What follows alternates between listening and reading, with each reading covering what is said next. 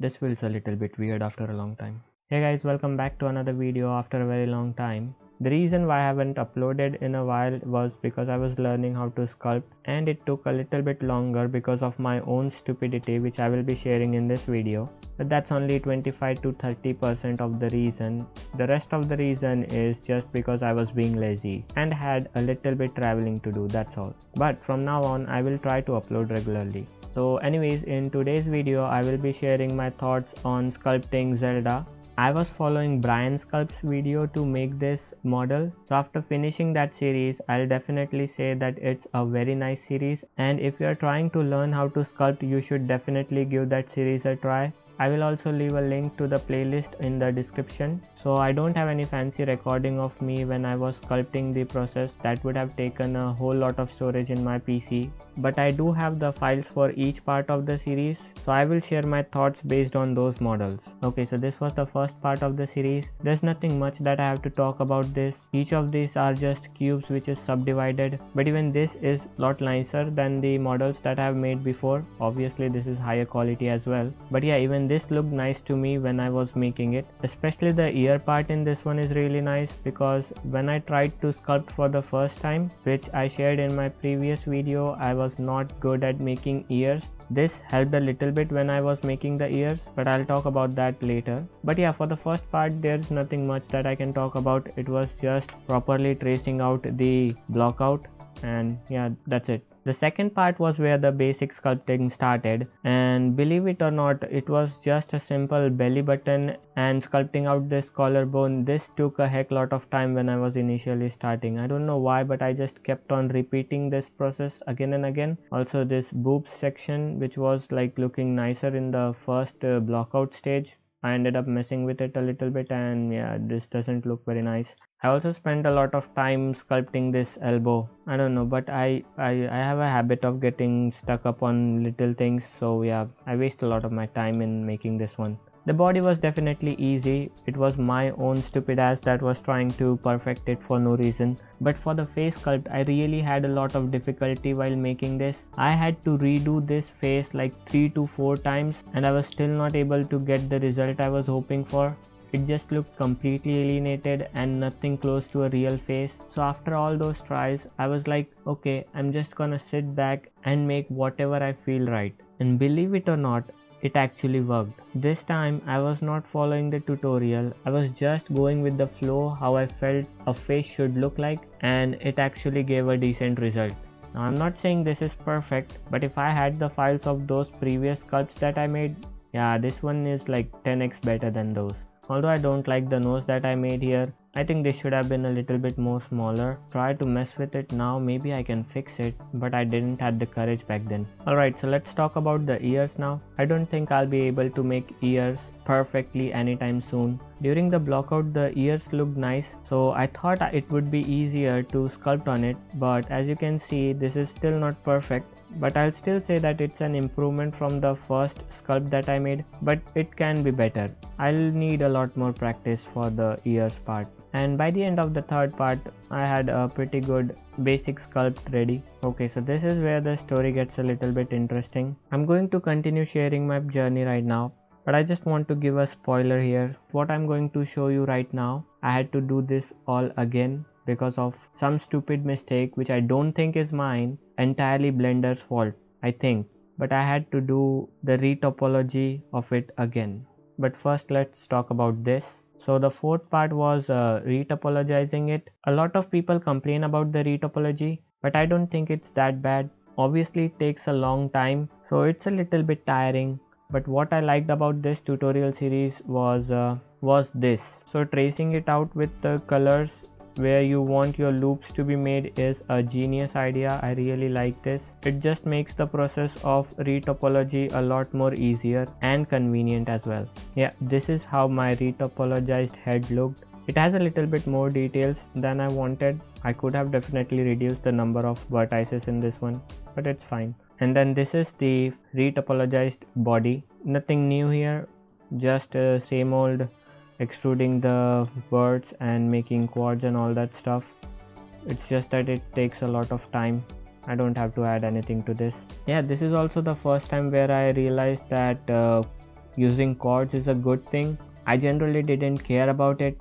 Definitely have some models where I've used like an octagon, which was not even an octagon, just had a number of vertices which were completely unnecessary. But yeah, definitely learned that retopologizing, it's kind of a tongue twister, isn't it? Retopologizing, it's a good thing.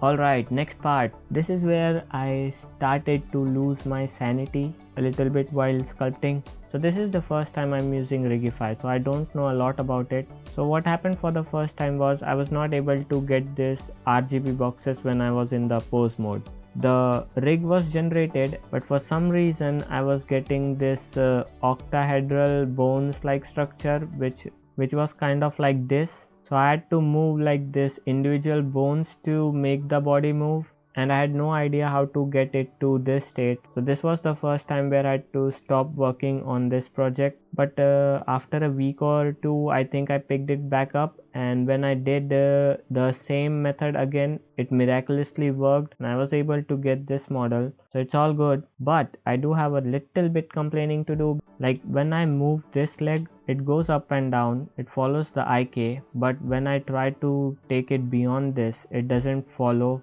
and stretch the leg. Maybe there are some settings which can be used to prevent this, but yeah, one thing that I like about Rigify is this. I like how you are able to control the fingers as well. Oh yeah, and this as well, where it follows the eyes.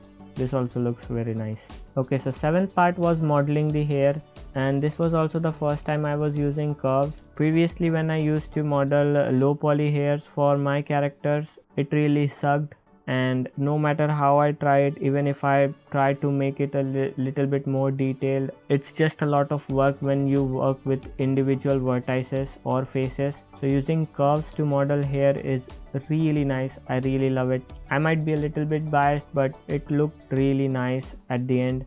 But yeah, this is also where I had my second breakdown or crash out, you can say. It was not because I was modeling the hair, it was because I went to texture the hair. When I go into this material preview window, the body sculpt which I was working on all this time doesn't show anything. It turns fucking transparent when I go into material preview. It's completely fine here in the solid view, but when I go to material preview, it just turns transparent, and the materials is somewhere lost. Even if I try to add a new material here, add a new material and maybe change its color or whatever, it doesn't work for it. So for example, if I had this lower teeth selected and I ended up selecting the material 1, it turns red, but for some reason this has the same material and it's still fucking transparent. I don't know why. I tried a lot of fixes, a lot of researching on this, but I was not able to get the default color back or even apply a material on it. I don't know what the reason behind it is, but if somebody knows and for some reason still watching my video, you can definitely help me out by telling me why this happened. And since my base retopologized body was the one that was causing the problem, so I had to do all the steps again.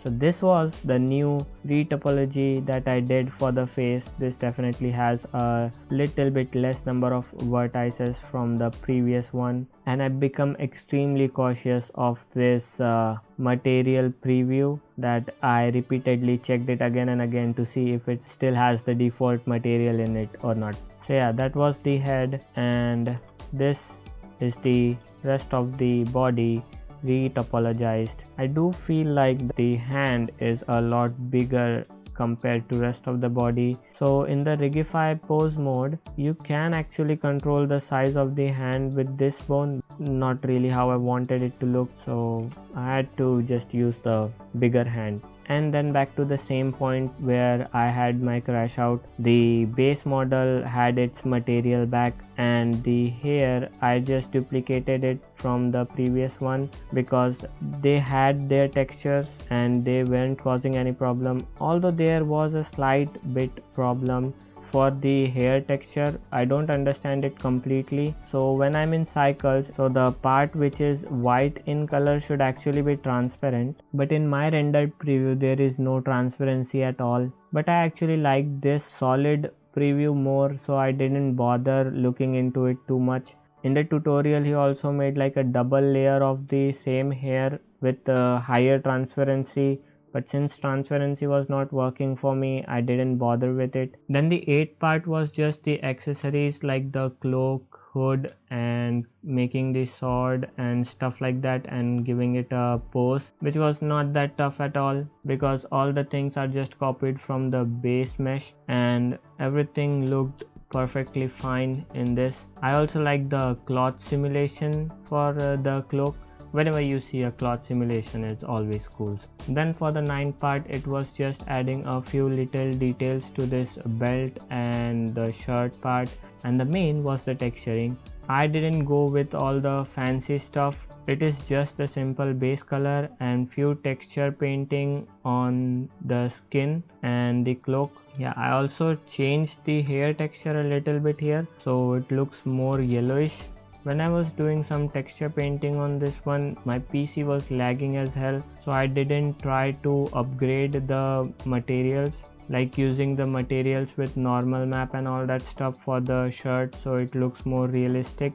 And then this was the final part where you make the round table animation. I uploaded a shot of it, but here also I ended up doing something stupid at the very last moment, because all these rendered images, when I imported it in DaVinci, it wasn't added as a sequence, so I ended up deleting those, and what ended up happening is they actually ended up starting deleting from here, so I ended up losing half of this files, so I had to render a few frames which went missing in between individually.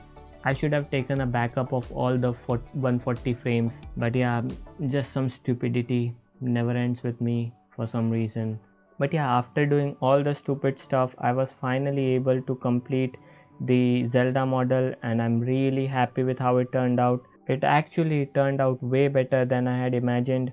I still cannot believe that I made this completely from scratch. Really happy with the final output.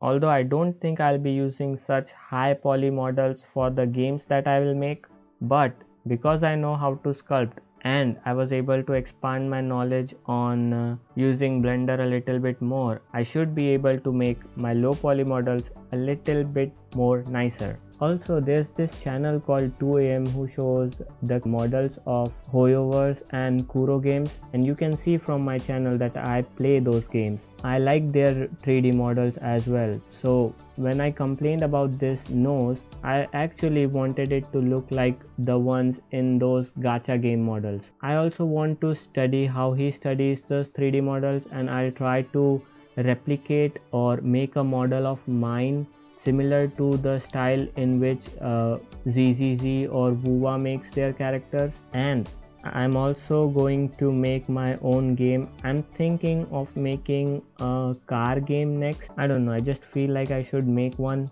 It's been a long time since I haven't made any games, so it should be a nice change of pace. But before that, I do have a little bit gacha that I'm going to do, since new characters dropped in Genshin, Wuwa and ZZZ at the same time. Next 2 to 3 videos might be related to gacha. After that, I'll come back in Blender or Unity and try to make games and stuff like that. That was just a little bit insight of what I'm going to do next. For now, I think that will be it for this video, and I'll see you in the next one. Bye.